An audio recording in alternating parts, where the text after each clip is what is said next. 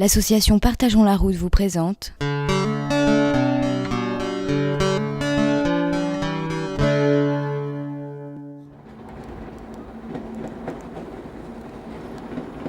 Bonjour à tous et bienvenue dans ce nouveau numéro de Convivia. Madame de Fontenay, vous faites beaucoup de kilomètres chaque année au volant de votre voiture. Vous avez dû voir beaucoup d'accidents de la route. Allô Fanny, t'es où? Ah, je me suis trompé de numéro, excusez-moi. Excusez-moi monsieur.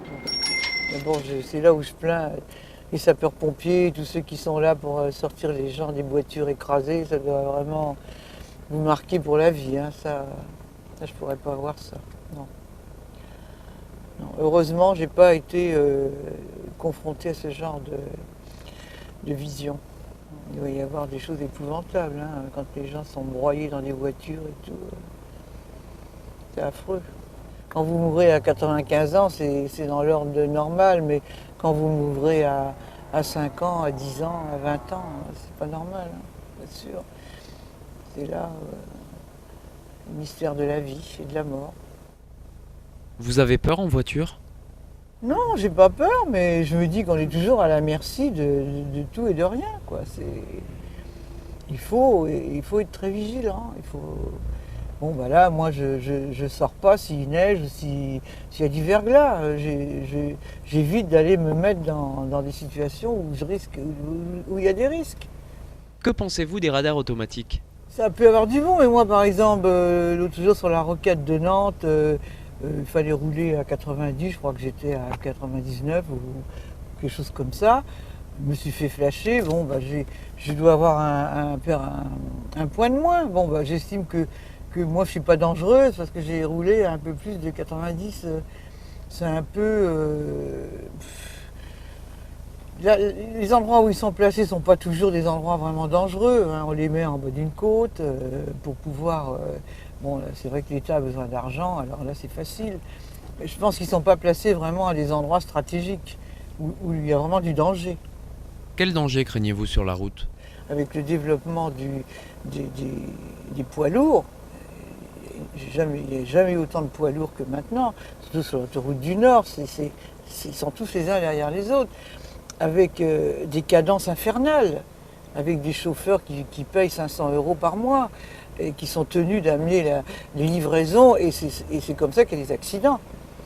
Il ne faut pas s'étonner qu'il y ait des chauffeurs qui s'endorment à leur volant. Hein. Et ça, c'est aussi la faute de la société, hein, et dans laquelle on vit le profit, aller rouler, jusqu'au jour où ils emboutissent une voiture et qui tuent toute une famille. Et ça, c'est dangereux pour la sécurité des gens. Ouais, parce qu'un poids lourd, il vous fera toujours plus de mal qu'à lui. Hein. Il y a plein de choses, vous savez, qui peuvent susciter des accidents. Et ça, vous ne pouvez pas grand-chose. Si la personne n'est pas capable de se dire, bon, j'ai assez bu, j'ai trop bu, je conduis pas. Mais voilà, c'est la responsabilité de chaque individu. Et il y en a qui ne sont pas capables de voir dans quel état ils sont. C'est terrible. C'est ça qui fait peur, quoi. C'est que, justement, on ne peut pas savoir qui vous avez à côté ou devant vous. Est-ce que vous pensez que respecter la réglementation, c'est partager la route ? Oui, bien sûr, parce qu'à partir du moment où vous vivez dans une société, vous êtes bien obligé de partager.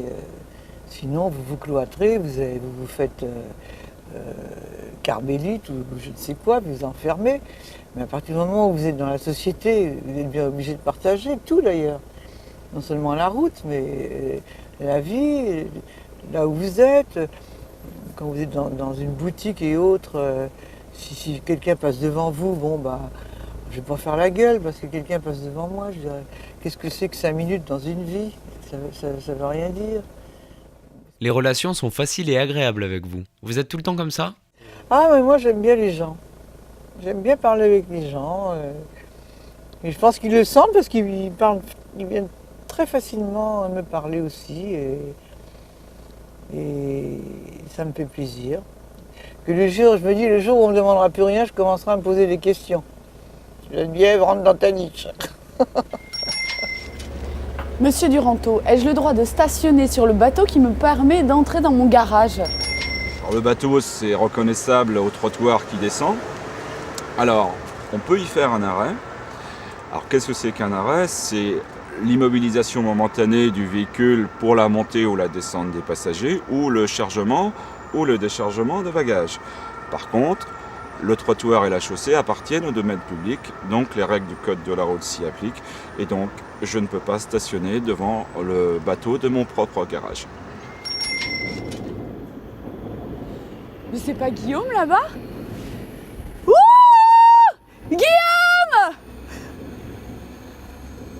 Bon bah je vais vite le rejoindre. Hein. Si vous avez des questions concernant les transports en général, n'hésitez pas à nous laisser des messages sur notre répondeur téléphonique au 01 42 38 97 79. À la semaine prochaine, même jour, même heure.